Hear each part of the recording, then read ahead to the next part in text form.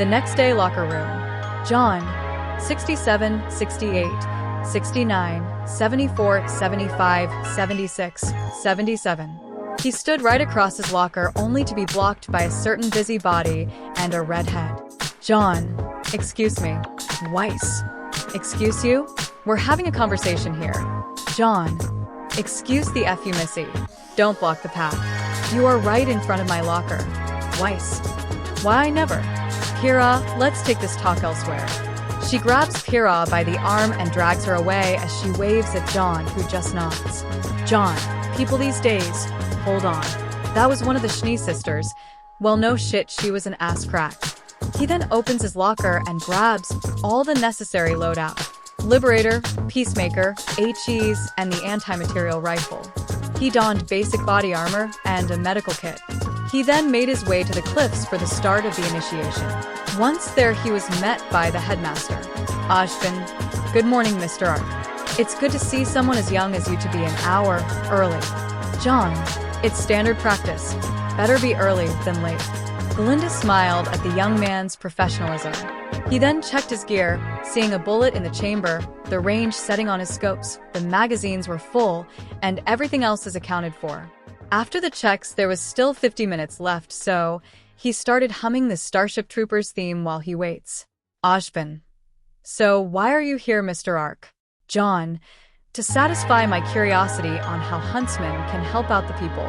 Glinda. Interesting take there, Mr. Arc. But is there any other reason? Jaune. I'm here to help save the world. Bit by bloody, but if I have to. Ashvin. You're sounding like soldier there, Mr. Arc. Jaune. I was sent to boot camp. Glinda. No wonder you are different from all the kids here. I look forward to teaching diligent students like you. 30 minutes was left. He started playing Stratagem Hero on his customized scroll to practice his coordination, multitasking skills, and calm under pressure. 30 minutes later, the rest of the students arrived some fashionably late for 6 minutes. Ruby. Hey, Jaune. Jaune, Ruby. Young. Looking ready for action, handsome? Jaune. Dressed for the job. Maybe you guys should take that advice. Young. Hey, I'm dressed appropriately. Jaune. For clubbing, that is. Young. I'm not denying it. Something caught Ruby's eye as the insignia on Jaune's Liberator stir a memory. Flashback. Young once took Ruby out in search of her mother, but their lives were almost cut short by a wild Beowulf that appeared on their path. Ruby woke up and was terrified at the beast. Young. Stay behind me, Ruby. I'll protect you, she said as she was trembling. The Beowulf went in for a swipe and Ruby pushed Young out of the way to protect her. Young. Ruby. She closed her eyes as the grim inches closer. That is, until it was riddled with holes. Someone saved them, and it wasn't Crow. But it was a group of people particularly for a squad of young cadets on their very first mission. A blitz operation clearing out grim nests. One of the cadets approached them. Jaune.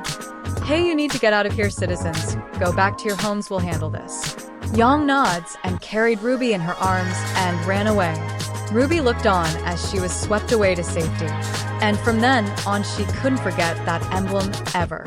Flashback end. She was staring at Jaune's Liberator, then to him, not knowing he was the same lead cadet that saved their bacon when they were kids. Young. Hey, Rubes, you're gonna burn a hole in him staring that much. Ruby, it isn't like that. Ashvin. Alright, students, listen. He explains all the rules of the initiation. I have done this so many times, I don't want to waste words rewriting it, but we all know you all know what the canon is, so let's focus on the fanfic for this.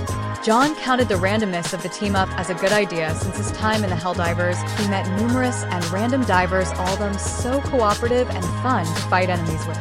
It also promotes a sense of unity that no matter what race, beliefs, or status, they are all equal under managed democracy. After all is said, Ashvin launched many of the students into the forest. Jaune, no parachutes? Ashvin, I leave your landing strategy to you all. Jaune, fuck this guy. At least Helldivers are safe in their pods. Ruby gave Jaune one last look until she was launched in the air. Jaune, on the other hand, was grabbing something before he was launched straight into the air. Jaune. Hey, K-A-R-R-R-R-G-G-G-G-H-H-H-H-H-H. He screamed at the top of his lungs as he flew through the air. A certain redhead heard and looked up, but she couldn't do anything about it. As our brave Helldiver was nearing the ground, he was met with a large mass of branches. He then pulled out his stuns and injects himself with one once made contact with a branch as he crashed through. He then made landfall and looked hurt. Pyrrha found him and rushed to his aid. Pyrrha, hey, are okay? Are you injured?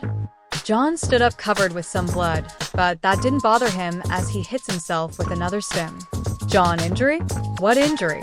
Pyrrha was shocked at his wounds, and it was healing itself.